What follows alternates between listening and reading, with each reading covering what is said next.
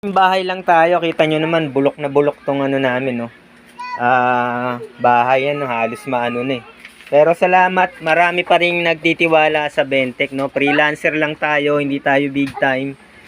Hindi tayo ganun kadami tumanggap. Yan. 40 na t-shirt, salamat po, matagal na nating customer to. Yan, no. Ito yung heat press natin, no. Bulok na.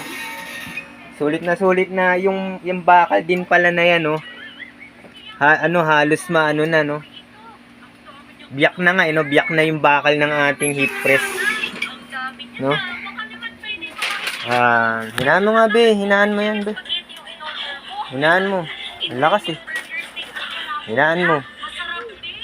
Yan. Yan, shout out ko lang sa ano, no, dito sa Shopee seller, no. Ang ganda ng tunog nitong subwoofer, no. Yan, no. So ilalagay ko rin to sa kotse, pero tinetest ko muna dito sa bahay, no. Tamang sound trip lang. Yan ang lakas ng bass. Yan, habang nagpe-press. Yan, baka maka-copyright tayo. Yan.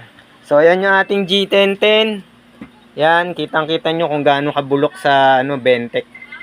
Ito yung L3210, no, sulit na sulit. Yung ating dugyot printer, no. Yan, may diapers pa. Yan.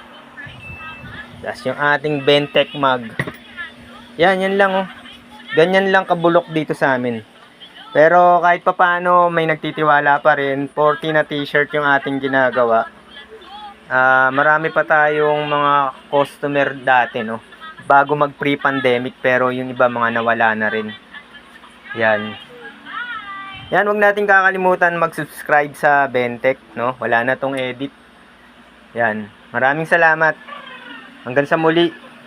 Malay nyo, isang araw mapaayos natin yan, no.